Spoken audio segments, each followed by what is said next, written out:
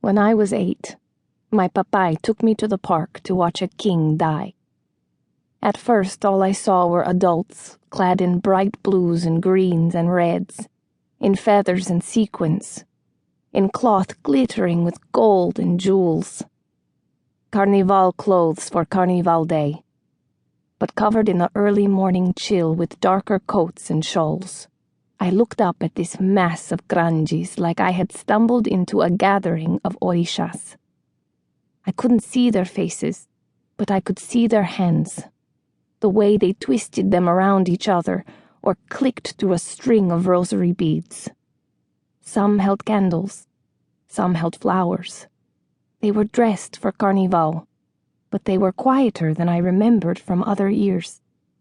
The legs and torsos swayed and jostled, but no one danced. A few of the men cried. For the first time in my life, I knew a Carnival without music. I held my papai's hand. He did not look at me. A strange sigh swept over the crowd, like the wind howling past the cliffside during a winter storm. A woman's voice boomed through the park, but I was too young, too close to the ground to understand. "I can't see," I said, tugging at my papai's hand. With some difficulty, our neighbors had pressed forward, packing around us so tightly he hardly had room to turn around. He knelt. "This is how the world works, June," he said to me. "Are you sure?" I didn't understand his downcast mouth, the crying from the crowd, the austere finality of the woman's voice on our city speakers. Carnival was supposed to be fun and beautiful, but I knew because my papai never asked me idle questions that I was to consider my answer. That if I said no, he would leave me on the ground where I could see nothing I didn't understand, and understand nothing of what I heard. And if I said yes, the answer would change my life. I nodded. He lifted me, though I was heavy for my age, and perched me on his shoulders. If I blocked anyone's view, no one complained. There was a holo in the sky. It projected a few meters above the heads of the people in the park, near the falls where I would play with my mamai in the summer.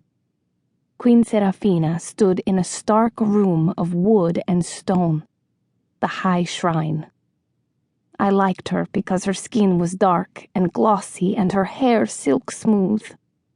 I had even gotten a Queen Serafina doll for my birthday last June.